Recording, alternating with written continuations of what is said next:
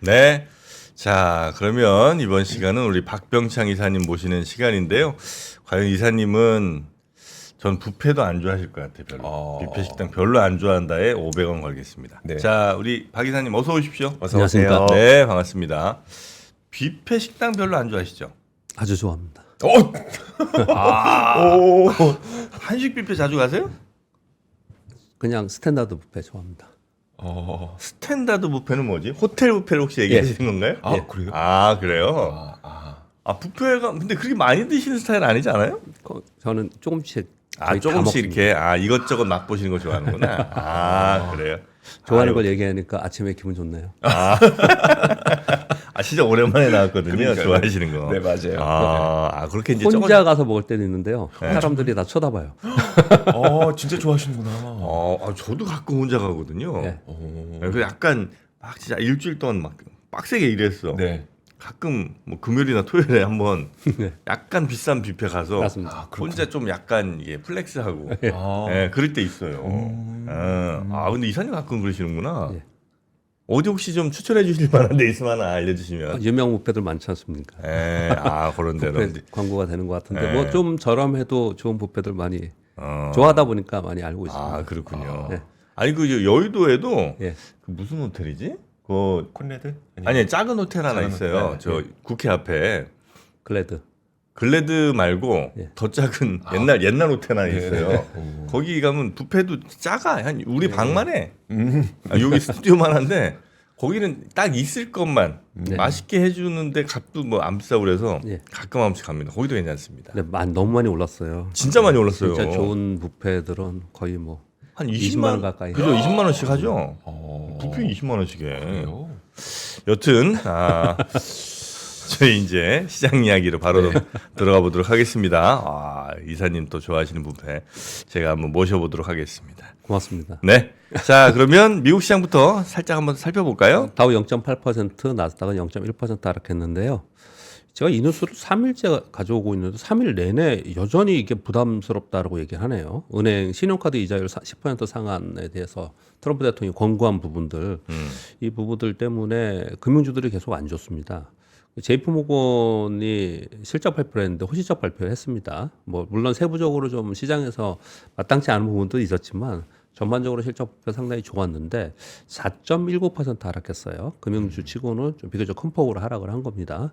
그러나 전반적으로 은행주들이 좀 하락을 하면서 다우가 빠지는 그런 모습을 좀 나타냈어요. 이 영향이 있을 거라고 생각하고 부담스러워하는 것 같습니다. 이 부분에 대해서는요.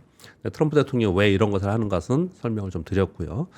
그리고 어제 굉장히 중요한 뉴스 하나가 있었습니다.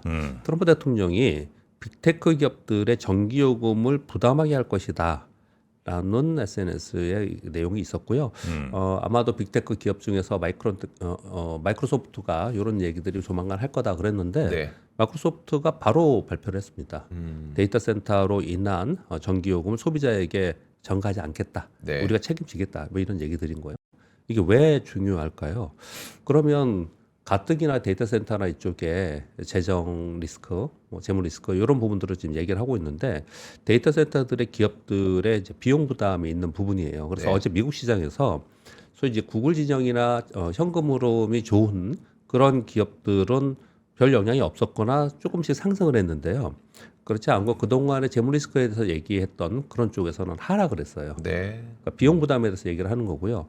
또 한 측에서는 이 뉴스가 딱 나오자마자 뭘 생각을 해야 될까요? 그러면 전에 한번 그 전기 사업자들이 네. 데이터 센터 짓고 있는 너희들 자체적으로 그냥 그 전력을 공급할 수 있는 것들 내 져라. 네. 이런 뉴스를 한번 전해드린 적이 있었지 않습니까? 만약에 이렇게 된다면은 아마도 데이터 센터의 빅테크들 짓는 기업들이나 이 빅테크들은 자체 발전 설비를 할 가능성이 굉장히 높죠. 그래서 어제 전력 에너지 기업들은 다 올랐어요. 그게 굉장히 중요한 뉴스입니다. 네. 그래서 이 섹터별로 희비가 엇갈리는 그런 모습이 좀 나타났고요. 네. 그래서 아마 우리 시장에도 영향이 오늘 있지 않을까 이렇게 생각을 좀 합니다. 그리고 CPI가 발표됐는데요. 헤드라인 2.7%, 코어가 2.6% 나왔고요. 전월비 0.2%. 그 안에 내용들을 보면은 주거비가 0.4% 올랐고요. 식료품비가 0.7%인데 식료품비는 전 연비로는 이거 전 월비입니다. 전 연비로는 3.2%가 그래요. 그래서 주거비하고 식료품비가 올라가고 있다라는 거죠. 이게 지금 트럼프 대통령이 올해 하려고 하는 거예요. 그러니까 모기지 채권 사고 모기지 금리 낮춰야 네. 되고 뭐 이런 얘기들을 하고 있는 겁니다. 그래서 트럼프 대통령 올해 선거를 앞두고 상당 부분 민생 그리고 경제 부분에서 정책들을 써나가는 것이 있고 그런 부분들이 지금 시장에 영향을 주고 있다고 보시면 될 것 같고요. 또 한 가지는 이것으로 인해서 국제 수익률이라든지 이런 어떤 지표의 변화가 크게 없었습니다. 근데 그 내용들에 보면은 이 CPI마저도 이 서베이를 하는데 이 서베이의 신뢰도가 계속 떨어지고 있다. 그런 얘기들이 자료들이 계속 나오고 있어요. 네. 그래서 이 CPI의 지표 자체가 시장의 흐름을 움직일 수 있는, 바꿀 수 있는 또는 흐름을 좌우할 수 있는 그런 정도가 지금 안 되고 있다라는 얘기들을 좀 하고 있는 것 같아요. 네. 그래서 굉장히 중요한 지표이다라고 얘기를 했음에도 불구하고 CPI 발표 후에 사실 시장 컨센이나 그리고 또 전월비에서 오히려 좀 하락하는 그런 모습을 나타냈음에도 불구하고 시장에서는 그냥 시큰둥한 그런 상황이 좀 됐습니다. 이런 정도가 중요한 뉴스였고요. 비교적 큰 폭으로 움직이는 그런 변동성은 좀 없었습니다. 장중에 보합 시작해서 0.5% 정도까지 하락을 했는데 장 후반에 또 반등을 살짝 주는 그런 모습을 좀 나타냈고요. 특이한 점은 최근 들어서 인텔이 계속 오릅니다. 그래서 인텔이 어제 7% 오르고 AMD가 6.3% 올랐는데 엔비디아는 보합권이었거든요. 네. 근데 이 두 종목은 목표 주가 상향 보고서가 나왔어요. 그래서 이 두 종목은 오르는 그런 모습을 나타냈습니다. 그 정도 말씀을 드리겠습니다. 우리 시장은 어제 1.47% 올랐고요. 이게 지금 하루도 안 빠지고 오르고 있습니다. 올해 들어서. 그리고 코스닥은 상대적으로 마이너스 0.09% 요즘에 약합니다. 이건 바이오가 빠지고 있어요. 요즘에. 네. 코스닥에서는 그런 모습을 좀 나타내고 있고요. 지금 JP모건 헬스케어 컨퍼런스가 있습니다. 거기서 뭔가 중요한 큰 이벤트의 뉴스가 나오면 오르겠지만 이게 사실 과거에도 그랬습니다. 이게 선반영하거든요. 그런 부분들이 좀 있는 것 같다라고 보시면 될 것 같고요. 외국인들이 어제 순매도 규모를 오후에 들어서 좀 줄이긴 했습니다. 근데 환율이 1,470원을 위에 올라서면서 외국인들은 계속해서 좀 매도 기조에 최근 들어 좀 있습니다. 그럼에도 불구하고 시장이 강세예요. 이번 주에는 계속 이 말씀을 좀 드리고 있는데 삼성전자와 SK하이닉스가 5일 연속 지금 매물을 맞고 있습니다. 어제도 약세였어요. 그런데 어제는 자동차의 날이었죠. 그렇죠. 네. 자동차하고 로봇 강세로 인해서 크게 올랐는데요. 어제 현대차가 10.6%, 현대모비스가 14.4% 올랐고요. 현대오토모가 한 9% 정도 올랐습니다. 삼성전자와 SK하이닉스는 소폭 하락하는 그런 모습 속에서도 이 시총이 높은 자동차가 급등하면서 지수를 끌어올리는 그런 모습을 나타냈고요. 그리고 로봇 종목도 강했습니다. SBB테크 부품주인 23%, SPG 10%, 고용이 13% 이렇게 오르는 모습을 나타냈어요. 그래서 자동차 굉장히 답답하다 그랬었는데 네. 이번 2026년 CES를 통해서 현대차 그룹과 자동차 쪽이 상승하는 그런 모습을 나타내고 있습니다. 저렇게 올라간 종목들 보면은 보스턴 다이나믹스 IPO 기대감이 좀 많이 반영된 거라고 봐도 될까요? 정확하십니다. 그 말씀 딱 드리려고 하는데 먼저 그래요? 되지 않아요. 네네. 예, 맞습니다. 지금은 이 자동차가 오르는 게 아니에요. 엄밀하게 따지면 네. 로봇. 자동차가 오르는 게 아니고 로봇과 자율주행이 오르는 거고요. 그 뉴스에 전해드렸듯이 보스턴 다이내믹스의 IPO 그리고 HCD 로보틱스의 IPO 네. 이런 로봇 관련주의 IPO 관련돼 가지고 어제 많이 오른 종목들은 보스턴 다이내믹스의 지분이 있는 주식들이 오른 거예요. 네, 그런 부분이 좀 있고요. 그리고 현대차가 요번에 그 휴머노이드 로봇 발표를 했죠. 네. 네, 그걸 발표를 하면서 그러면서 향후에 현대차는 제조 시설이 있기 때문에 궁극적으로 로봇을 가지고 비용을 절감하든지 수익으로 연결시킬 수 있는 가능성이 있다라는 얘기들을 좀 하면서 네. 결국은 로봇과 IPO 관련 종목들이 오른다라고 설명을 좀 드리는 거예요. 그래서 로봇주하고 같이 오른 거거든요. 그런데 어제 보니까 현대차 그룹의 자동차 밸류체인들도 같이 올랐더라고요. 네. 그러니까 근데 여하튼 현대차 그룹이 오르니까 같이 오르긴 했는데 네. 그 안에 구체적으로 내용으로 들어가 보면은 좀 세분화돼서는 좀 다른 부분이 있다. 그렇게 네. 좀 말씀을 좀 드리겠고요. 그리고 또 한 가지는 상당히 특이한 점인데 이번 주에 들어서 이런 일이 벌어지고 있는데 지난주 금요일부터 그랬던 것 같은데요. NCT 현대중공업이 6.8% 올랐어요. 하나시스템 14%, 포스코홀딩스가 14% 올랐습니다. 네. 하나에어로스페이스가 5.7%, LG화학이 6.5% 올랐고요. 한국전력이 9% 올랐어요. 삼성 SDI가 8% 올랐습니다. 이들의 연관성은 뭘까요? 밑에 엄청 이게 대형주들인데 다 크게 올랐잖아요. 네. 네. 이들의 연관성은요? 이들의 연관성은 지금 보시면은 2차 전지 쪽에 있고, 그리고 원전 쪽에 있고, 방산에 있고, 네. 조선에 있고, 뭐 이러거든요. 조방원이에요?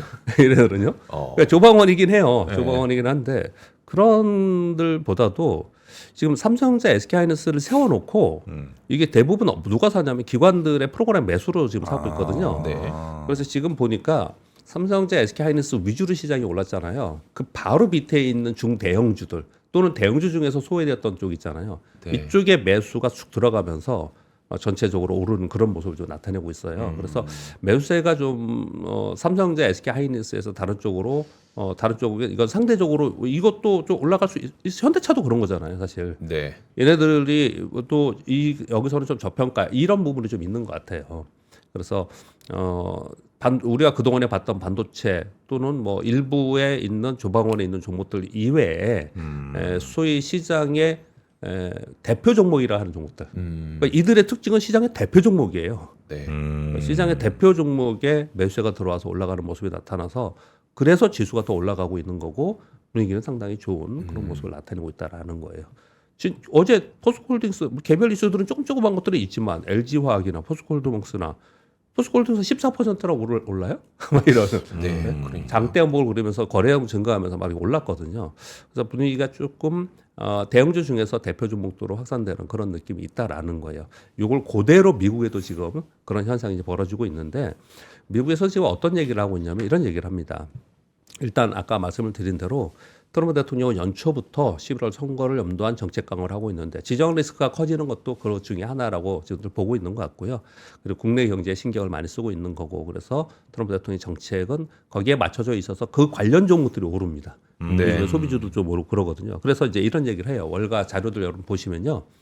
이제 빅7이 아닌 그 M7이 아닌 나머지 493개 종목이 오를 때가 됐다. 그런 표현을 하는데 잘 믿기지 않죠. 네. 그 얘기를 뭐 한두 번 한 게 아니에요. 작년에도 했고 재작년에도 했기 때문에. 근데 아무튼 최근 들어서는 그런 모습이 좀 나타나고 있다라는 거예요. 그래서 시총상위 빅테크보다 연초에 지난 한 열흘 동안에 수익률을 봤더니 상대적 저평가 다른 종목도 좀 강세를 보이고 있더라는 거예요. 네. 지금 미국도 그렇듯이 우리도 좀 그런 모습이 나타나고 있는 거고요. 또 한 가지 특징은 미국보다 일본, 중국, 한국 등 아시아가 더 강세예요. 이거 차트를 한번 보여드릴게요. 미국은 맨날 보니까 아시죠? 이거 S&P 500 신고지수이긴 합니다. 네. 이제 미적거리고 있고 나스닥은 신고지수 못 돌파했습니다. 네. 이 아래에 있어요. 이 보시면 이 등락폭도 작고 좀 뭐랄까 상승폭이 이렇게 힘이 강하진 않잖아요. 얘네들이 강하진 않잖아요. 이 차트를 눈에 딱 보세요. 이게 S&P 500입니다. 이건 일본 니케이 225입니다. 어제 3% 올랐어요. 이건 이유가 좀 있는데 이따 설명을 드리겠습니다. 어제 엔화가 약세로 됐습니다. 158엔까지 올라가면서 그러면 엔화 약세 되고 그러면은 금리 결정에도 어려울 거고 뭐 좀 불안하게 우리가 볼 수가 있잖아요. 우리는 지금 원화 약세 굉장히 불안하게 보지 않습니까? 네. 그렇게 볼 수 있는데 그리고 일본의 외환 당국에서도 굉장히 걱정스럽게 구두 개입을 어저께 하는 그런 모습을 나타냈거든요. 근데 지수는 급등을 해버렸습니다. 왜 그러냐? 수출들이 급등했어요 어제. 엔화 약세가 되면서 네. 자동차를 비롯한 수출들이 급등하면서 이들이 올랐거든요. 근데 아무튼 니케이 225 보면 이거하고 완전 다르죠 지금 차트가요. 또 하나는요, 이 중국입니다. 상해종합지수. 상해종합지수 올해 들어서 그냥 계속 치고 가는 그런 모습을 계속 나타내고 있어요. 그래서 지금 위안화는 7위안 아래로 떨어졌어요. 위안화 강세. 상대적으로요. 지금 환율 얘기를 제가 잠깐 안 하고 넘어갔는데 보시면요. 우리나라 어제 여기 환율이 1,477원으로 지금 걱정스럽게까지 구간까지 올라갔어요. 네. 1,480원 갔을 때 그때 걱정을 엄청 많이 했잖아요. 지금 1,477원까지 다시 왔고요. 엔화는 159.1엔까지 왔습니다. 이따 차트 보여드리겠는데 일본은 마지노선을 160엔으로 지금 보고 있고요. 우리나라는 1,500원으로 지금 하고서 외환 당국들이 지금 이것을 방어하고 있는 그런 상황이 네. 좀 있거든요. 거의 지금 다 왔습니다. 그런데 위안화는 6.97위안으로 위안은 떨어지고 있어요. 위안화 강세가 되고 있다라는 얘기예요. 그러니까 환율 시장에서 우리나라가 예전에는 위안화와 동조 현상이 있었는데 지금은 엔화와 동조 현상이 훨씬 더 강해졌습니다. 이것은 그것 때문에 그렇죠. 미국에 투자하는 자금 요 부분들하고 이제 동조화 현상이 그때부터 나타나기 시작을 한 거거든요. 이런 부분들이 좀 있습니다. 근데 아무튼 이런 상황 속에서 그러면 중국은 위안화 강세가 되니까 중국이 약해야 되지 않냐? 안 그러고 계속 중국도 강해요. 중국도 굉장히 강한 모습을 나타내고 있고요. 그 다음에 이거 대만 가권 지수입니다. 가파르게 오르지 않습니까? 제가 우리나라 건 안 가져왔는데 우리나라 것도 지금 이런 모습으로 나타나고 있습니다. 우리도. 그래서 미국의 차트하고 비교해 봤을 때 아시아 주요 국가들의 훨씬 더 강하게 움직이고 있는 네. 상황에 있어요. 그래서 연초에 뭔가 변화가 좀 있다라는 거예요. 그런 생각 정도는 우리가 가지고서 시장을 좀 볼 필요가 있다. 그렇게 말씀을 드리겠고요. 그리고 뭐 매크로 시황은 그 정도 말씀드리겠고요. 우리나라는 삼성전자, SK하이닉스가 5일간 고점 차익 매물이라고 말씀드렸습니다. 이거 많이 갖고 계시죠. 근데 5일간 계속 미적거리고 있으니까 좀 답답하시죠, 이제. 그런데 현대차 급등하고 조선주 대표 종목 급등하고 뭐 이런 방산주 급등하고 이거 삼성전자, SK하이닉스 여기 고점 아니야? 이런 얘기를 하는 사람들이 요즘에 나왔더라고요. 그래요? 예, 요즘에 좀 다시 나왔더라고요. 보니까 여전히 이쪽을 계속 미는 쪽은 미는데 이쪽이 지금 멈칫거리고 다른 쪽이 가는 거 보니까 야 이거 고점 아니야? 뭐 이런 얘기를 좀 걱정스럽거나 우려하는 상황이 될 정도로 5일 정도 있었는데요. 근데 요 의견을 좀 말씀드렸습니다. 지난 4분기 실적 발표의 모멘텀 그리고 디램 가격이 급등한 부분에 대해서는 이제 반영을 좀 한 거고요. 네. 이제 1분기 실적에 대한 관심으로 이동했기 때문에 1분기 실적에 대한 가이던스가 나와야지만 시장에 거기에 대한 신뢰가 생기면서 다시 움직일 가능성이 있다. 그 틈에 네. 이들이 쉬어가는 사이에 다른 종목이 좀 움직이는 거거든요. 그러면 또 무슨 일이 생길 겁니까? 만약에 삼성전자, SK하이닉스 가는 동안은 걔네들이 또 쉴 거예요. 그러니까 얘네들이 쭉 가는 동안에는 방금 맨날 그 말씀을 드렸잖아요. 9월부터 얘들이 오르는 동안 조방원이 빠졌잖아요. 네. 얘들이 쉬니까 조방원이 지금 또 올라오지 않습니까? 그런 이제 수급의 흐름이 있다. 이 시장 내에 그렇게 말씀을 드리겠고요. 네. 외국인들이 최근에 매물이 나오는 거는 이제 환율 영향이 상당히 크다. 그렇게 생각합니다. 어제 장중에 1,470원을 상향 돌파하는 그런 모습을 나타냈는데요. 지금 요 걱정을 상당히 많이 하고 있는 상황인데요. 이 부분도 차트를 잠깐 보시면요. 이게 달러 인덱스입니다. 달러 인덱스가 최근에 좀 올라와서 달러 강세가 돼서 원화가 약세됐다. 이건 아니에요. 이거 트럼프 대통령이 취임한 게 1월이지 않습니까? 네. 취임하고 나서 110에서부터 이 100 아래 떨어졌고 98, 97에 있기 때문에 이 아래에 있는 거거든요. 근데 반면에 이거 일본의 엔화입니다. 160엔을 데드라인으로 생각을 하면서 지금 구두 개입하고 있는 그런 상황에 있거든요. 여기까지 지금 와 있는 상황일 때 우려를 하고 있는 상황인 거고요. 뭐 이건 뭐 일본 얘기라고 치고 우리나라가 지금 지난 연초에 우리의 정책 리스크 때문에 1,488원까지 갔었습니다. 근데 지금 1,477원 여기에 됐었고요. 그래서 1,500원을 지금 이제 앞두고 있는 상황이라서 상당히 우려를 하고 있고 또 여러 가지 정책들이 어제 막 나오고 네. 그거 가지고 또 의견이 분분한 그런 얘기가 있더라고요. 보니까 어제 증권사에서 외화 환전을 주식을 사는 게 아니고 그냥 사놓는 거 이런 것들을 금지한다 이런 얘기가 좀 어저께 있었어요. 그런 부분들이 좀 있어서 뭐 논란이 좀 있는 상황이지만 지금 상당히 걱정스러운 단계까지 지금 가 있는 거거든요. 그래서 그런 부분들이 외국인들의 매수세가 약화되고 그리고 그러면 우리 시장이 더 올라가거나 삼성전자가 더 올라가면서 우리 시장이 더 올라가는 부분들은 전적으로 지금의 상황에서는 환율이 안정화되는 게 네. 지금 관건이 되겠죠. 그렇게 볼 수가 있겠습니다. 참고로 오늘이 수요일인데요. 1월 2일이 금요일이었고 지난 한 주를 지났고 오늘 수요일인데 그럼 한 열흘 지났잖아요. 열흘 동안에 어떤 섹터, 연초에 어떤 섹터가 움직이는지를 보는 게 굉장히 중요하다 그랬지 않습니까? 참고로 말씀을 드리면 반도체는 강세 보였다가 좀 주춤하는, 즉 강세 유지라고 네. 제가 표현을 좀 하겠고요. 로봇과 자율주행이 강세였고요. 그래서 피지컬 AI가 각광을 받는다 얘기를 하고 있는 거고요. 조방원이 움직였는데 조방원은 제가 보니까 다 같이 움직이는 게 아니에요. 예전처럼. 그 안에서 약간 구분되어서 움직이더라고요. 네. 그러니까 조선은 LNG 쪽이 제일 강합니다. 조선 LNG가 제일 강하고요. 전력기기하고 방사는 우주항공하고 엮여 있는 데가 제일 강해요. 그렇죠. 방사는 참 전력기기는 세고 네네. 방사는 우주항공하고 같이 있는 그러니까 방산 중에 우주항공. 그러니까 카이가 한국항공우주가 네. 신고가면서 가장 세게 올라가고 먼저 올라갔던 거고요. 그런 모습이 나타났고요. 원자력 쪽에서는 건설이나 장비 쪽이 선별적으로 더 강세를 보이고 있습니다. 그래서 그 안에서 약간 세분화되고 있다. 그렇게 말씀을 좀 드리도록 하겠습니다. 네. 아 근데 진짜 뭐 그룹으로 이제 나누는 게 뭐 큰 의미는 없는 것 같긴 한데 네. 그래도 한화그룹 쪽, 네. 그다음에 현대 네. 요쪽이 지금 기세가 등등하죠. 아, 정말 그렇죠. 불을 정말, 불을 네. 뿜네요, 막. 작년에는 이제 두 개가 더 있었죠. 두산그룹 있었고, 네, 하고 네, 이렇게 맞아요. 있었기 때문에 두산그룹 여전히 지금 좋고요. 음. 그리고 LCD 현대, 그러니까. 네, 네. 그렇죠. LCD 현대도 로봇도 있고 네. 조선도 있고 그래서 음. 그러니까 이제 그런 말씀을 하니까 더더욱 예전부터 꽤 오래 주식을 하시는 저보다 연배가 굉장히 높으신 분, 크신 분들, 그러니까 연세가 좀 드신 분들은 기업의 CEO나 임원진들이 누가 갔느냐를 보면서 투자하시는 분들이 있다고 제가 전에 한번 말씀드린 적이 있잖아요. 네. 굉장히 중요한 거죠. 음. 정책 판단을 어떻게 할 것이냐, 어디로 쫓아갈 것이냐 굉장히 중요한 거고. 그래서 현대차 그룹이 이번에 올라간 것도 현대차 그룹에 대한 그렇게 비판이 많았는데 이번 CES에서 딱 보여주면서 네. 그러면서 어제 또 새로운 본부장 영입을 했던 게 굉장히 화두였어요. 그렇죠. 네, 그런 내용들이 나오면서 현대차 그룹의 주가가 달라지지 않습니까? 그래서 네. 엄청나게 중요한 거죠.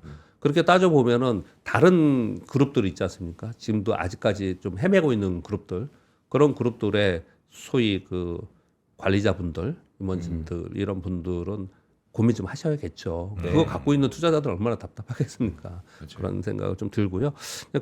지금 현대차 그룹 얘기를 고 했는데 어저께 굉장히 뉴스가 많이 됐던 이 뉴스 먼저 말씀드리겠습니다. 7번 뉴스요.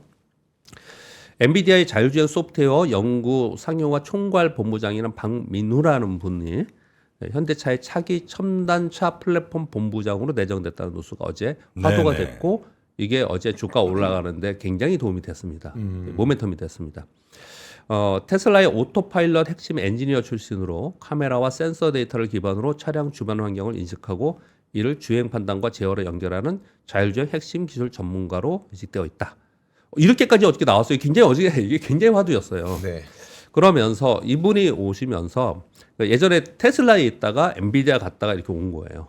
그래서 현대차의 자율주행과 로보틱시, 피지컬 AI 등 미래차의 핵심 연구 개발을 총괄할 것이다. 그래서 굉장히 모멘텀이 됐습니다. 이게 그만큼 중요한 뉴스가 이렇게 된 부분이 좀 있었습니다. 그러면 뉴스 하나하나 말씀드리겠습니다. 트럼프 대통령이 이란과 거래하는 국가에 즉시 25% 관세 부과할 것이다. 라는 어제 발표를 했어요. 근데 이란과 교역국은요, 지금 미국은 거의 없기 때문에 자기네는 상관없는 거고, 인도나 트리키에나 중국 등이 있는데 뭘 걱정을 하냐면, 그럼 중국은 어떡할 거야? 중국하고는 무역 휴전 합의를 했잖아, 1년 동안. 네. 그러면 만약에 중국에 추가적으로 관세 부과할 거야? 이런 고민들이 생긴다. 네. 약간 노이즈가 생길 수 있다. 이런 걱정을 이제 시장에서 약간 하고 있는 상황인 거고요. 어제 또 돌아다니는 뉴스 중에 하나가 미국 국방부에서 미국인들 이란에서 즉시 출국해라 이런 얘기들이 좀 있어서 걱정스러워하는 뉴스들이 좀 있는데요. 지금 보도들을 보면은 물리적인 행사를 할 것이다라는 쪽으로 좀 많이 나오고 있는데, 근데 관세를 가지고 트럼프 대통령이 얘기한 거 보면 상당히 고민하고 있는 것 같아요. 물리적으로 들어가서 뭘 해결할 거면 관세까지 얘기하지 않았을 수도 있는데 네. 관세를 먼저 얘기한 거 보면은 그럼 먼저 이제 관세라 이런 걸로 뭐랄까요, 이 물리적인 이외의 다른 것들로 뭔가 좀 제재를 해보고 네. 뭐 요렇게 지금 진행이 좀 되고 있는 것 같은데 뭐 이거 뭐 상황을 봐야죠. 뭐 지금 그쪽 뉴스 어마어마한 상황이기 때문에 지정 리스크가 얼마나 정도 확대되는지 이제 봐야 되는 상황인 거고요. 그리고 이번 뉴스는 아까 말씀드렸듯이 데이터 센터 전력 비용을 소비자에게 전가하지 않아야 된다. 요 내용이에요. 트럼프 대통령은 전 정권에서 미국 가계 월간 공과금이 30% 상승했다. 데이터 센터 때문에 미국인들이 더 높은 전기 요금을 내는 것을 원하지 않는다. 미국의 주요 기업들과 협력하여 향후 몇 주 안에 그와 관련된 많은 내용을 발표할 것이다. 거대 기술 기업들은 반드시 자기 몫의 비용을 지불해야 된다. 이런 얘기를 했거든요. 마이크로소프트하고 같이 논의했다 그랬는데 곧바로 이 얘기 나오자마자 그 다음에 마이크로소프트가 데이터 센터 전력 비용 소비자에게 전가하지 않겠다 이렇게 얘기를 한 거예요. 그래서 이게 되게 저는 중요한 뉴스의 섹터별로 중요한 뉴스라고 좀 생각합니다. 그리고 트럼프 대통령이 왜 이렇게 하느냐? 진짜 미국 국민들을 위해서 뭐 어마어마하게 뭐라고 표현할 거예요? 애국 또는 뭐 시혜를 베푸는 뭐 이런 거 그런 게 아니라고 우리가 읽혀지죠. 네. 보면은 선거를 앞두고 이런 정책들이 올해는 연초부터 화두가 되고 있고 상당 부분 이런 부분들이 많이 나오지 않을까라고 네. 생각을 합니다. 또 트럼프 대통령이네요. 트럼프 대통령이 대만과 관세 협상 마무리 국면에 들어갔다라고 얘기를 하는데 대만산 제품 관세율을 15% 인하하는 대신 TSMC가 미국의 반도체 공장 5곳을 추가 건설해야 달라는 방안을 서로 맞교환하는 협상을 지금 하고 있다고 합니다. TSMC는 이미 1,650억 달러의 투자 계획을 가지고 있습니다. 반도체 공장 6곳과 패키징 시설 2곳인데 여기에 5곳 추가 건설을 하면은 거의 더블이 되는 거예요. 추가 금액이. 네. 이 뉴스는 어떤 부분에서 중요할까요? 반도체 우리가 업사이클이 지금 진행되고 있지 않습니까? 반도체 업사이클이 언제 끝날까요? 우리 다시 생각해 볼게요. 27년이라는 사람도 있고 제일 길게 보는 사람 30년까지 간다는 사람도 있고 막 지금 그래서 2, 3년 동안에 반도체를 선구매하겠다 이런 얘기를 좀 하고 있다고 얘기하죠. 있지 않습니까? 그러면 그 가격의 고점 또는 반도체 업사이클의 고점이 어느 시점에 될까요? 둘 중에 하나겠죠. 공급이 늘어나든지 수요가 줄어들든지. 네. 수요가 줄어드는 부분은 그 윗단에 있는 AI 버블론, 그 AI 고점론이 이 본격화되는 상황이 되면 이제 그런 일이 또 벌어질 수 있겠죠. 그래서 공급은 어떤 걸까요? 지금 이렇게 오르고 있는 것이 반도체 칩 메이커들이 지금 공격적으로 증설을 하지 않는다는 거잖아요. 네. 근데 이제 증설을 이제 발표를 지금 하고 있습니다. 근데 대부분 내년 하반기에 가동이 돼요. 지금 증설을 하는 것도 2027년 하반기에 그거 타고 이런 뉴스하고 연계해서 반도체를 보셔야 되는 부분가 좀 있어요. 그래서 이런 뉴스는 중요하다라고 생각합니다. 네. 일본의 30년물 국채금리가 3.5%를 기록했다고 합니다. 1990년대 이후 최고 수준입니다. 국채금리가 3.5%라는 건 뭐예요? 국제시장 지금 엉망이라는 얘기예요. 사실요. 이건 일본만이 아니고 미국도 그렇고 독일도 그렇고 그래요. 이게 아마도 나중에 문제가 생기면 그래서 국제시장 문제가 생길 거다라는 얘기를 많이 하고 있는 거고 그래서 장기 국채를 가지고 있는 사람들이 상당히 걱정스러워하는 거죠. 제가 지난달에 연말이라고 해서 예전 친구를 만났는데 다른 증권회사 임원하다 그만뒀는데 퇴직하면서 받은 돈을 가지고 그냥 안전하게 넣으려고 장기국채에 넣어가지고 엄청 고민을 하더라고요. 네, 네. 네, 이런 부분들이 지금 진행이 되고 있다 말씀을 드리겠고요. 그런 가운데 다카이치 사나이 왜 이런 일이 벌어졌나 설명드리는 거예요. 사나이 정권의 총리가 정권 기반 강화를 위해서 중의원 해산 후에 총선한다고 지금 뉴스가 나오고 있습니다. 그래서 주식시장은 총선에서 이기면 적극 재정이 될 것이 아니냐라고 네. 하면서 상승하고 환율이 약세되는 부분이 좀 있었습니다. 네. 그러나 엔화는 약세가 되면서 일본 재무상은 일방적 엔전 매우 우려하고 있다라고 지금 구두 개입을 하면서 걱정을 하고 있고 우리나라하고 지금 같이 연동하면서 약세를 보이고 있는 그런 상황이 되고 있습니다. 네. SK하이닉스가 청주에 첨단 패키지 팹 신설한다. 제가 지금 계속 증설 얘기가 중요하다 계속 말씀을 드리고 있잖아요. 네. 19조 원 투자로 2027년 하반기 완공 계획으로 팹 신설한다는 목표를 패키징 내고 팹도 있습니다. 이렇게 비싸요? 그렇죠. 그렇죠. 20조가 들어요. 왜냐하면 메모리 성능하고 전력비는 거의 대부분 여기서 하는 거니까. 네. 아무 중요한 공정인지는 예, 예. 아는데 예, 그래도 예. 후공정에 20조씩 들어가는구나. 그렇게 뉴스가 있고요. 네. 그리고 삼성전자가 테슬라의 5G 모뎀 공급한다는 뉴스도 어저께 많이 돌아다녔습니다. 시스템 LS 사업부에서 테슬라용 5G 모뎀 개발을 마쳤고 올해 상반기에 로보택시용으로 테슬라의 로보택시용으로 먼저 공급을 시작한다라는 거예요. 통신은 왜 중요하죠? 당연히 자율주행할 때 주행 판단은 AI 칩이 하지만 네. 나머지의 실시간 운영하고 초저 지연 통신은 통신 모뎀에서 하는 거지 않습니까? 네. 굉장히 중요하겠죠 앞으로. 지금 왜냐하면 자율주행이 이슈가 되고 있기 때문에 네. 네, 중요한 부분이고 삼성전자가 5G 모뎀 공급 테슬라에 하는 것은 이번에 처음이라고 합니다. 그래서 중요하게 생각을 좀 하고 있는 것 같습니다. 5G가 되나? 되니까 하는 거겠죠? 5G가 왜 우리도 여전히 핸드폰 다 5G 쓰지만 네, 여전히 5G 잘 안 되는 동네도 많고 뭐 그렇잖아요. 그렇죠. 그게 그렇죠. 특히나 이 자동차 같은 경우는 물론 이제 대용량의 데이터들을 막 빠르게 오고 가긴 해야 되지만 끊기면 더 진짜 큰 문제일 거 아니에요. 큰 일이죠. 근데 5G는 끊기는 게 많아서. 그러니까 저걸 해야죠. 그런 도로 구축이 중요한, 인프라 구축이 중요한 거죠. 도대체 안테나 얼마나 깔으려고? 그래서 우리나라 자율주행이 어저께 그거 비판 되게 많이 받았는데 네. 정부 측에서 이거 지금 테슬라 죄송합니다. 현대차의 자율주행을 미국에서 시험한다는 거잖아요. 그 우리나라의 규제나 우리나라 환경이 안 돼서 미국에서 하고 있다는 게 상당히 유감스럽다. 네. 그런 얘기 나오니까 비판은 뭐냐면 뭐 했냐 이러는 거잖아요. 그러니까 국가가 나서서 인프라를 만들어주는 게 되게 중요한 거예요. 이 기술에서는. 그렇게 좀 부연 설명을 좀 드리도록 하겠습니다. 네. 7번 뉴스 전해드렸고요. 마지막 8번 뉴스는요. 건설업계 굉장히 힘들잖아요. 지금 뭐 다들 올라가고 있는데, 근데 현대건설은 신고가면서 올라가고 있습니다. 네. 왜요? 현대건설은 원전. 원전주라고 뭐 여기 포함되어 있어요. 그래서 현대건설은 에너지, 원전 등 비주택 사업 성장으로 상사 이래 최대 실적을 기록하고 있습니다. 그래서 건설업계가 지금 뭘 하려고 하느냐? 어제 왜 그런 말씀 드렸잖아요. KH바텍이 원래 휴대폰 힌지, 네. 휴대폰 케이스 만드는 회사였는데 로봇 케이스로. 예, 로봇으로 이제 바꿨다는 네. 것처럼 건설업계도 지금 원전, 신재생, LNG 데이터 센터로 포트폴리오 재편하고 있다라는 거예요. 근데 구체적인 내용들이 하나하나 뭐 보도에 나와 있더라고요. 삼성물산은 원래 그 재생에너지하고 이쪽 많이 했는데 재생에너지와 원전을 한다고 얘기하고 있고요. GS건설은 신재생에너지와 플랜트 중심, 대구건설은 원자력과 LNG 플랜트, DLNC는 에너지 플랜트하고 탄소 포집 플랜트, 그리고 DLNC는 미국의 엑스에너지에 투자를 했습니다. 네. 그래서 SMR 밸류 체인에 진입하면서 지금 건설업계들이 주택 건설만 가지고는 지금 PF도 굉장히 어렵고 해서 이 자체로는 안 되기 때문에 그럼 신사업을 위해서 재편하고 있다라는 뉴스들이 지금 나오고 있는 상황입니다. 그래서 이게 얼마나 잘 되느냐에 따라서 그럼 그 기업과 주가도 달라지겠죠. 네. 아까 잠깐 말씀드렸던 것처럼 한학으로 뭐 ST 현대그룹 뭐 이런 거 얘기한 것처럼 이들도 어떤 선택을 하느냐에 따라서 향후 기업의 상황이 굉장히 많이 달라지겠죠. 네. 이런 이제 건설사에서도 보면 아파트 잘 나갈 때는 그쪽 아파트 쪽 담당한 이제 임원이 막 쫙 올라가다가 그렇죠.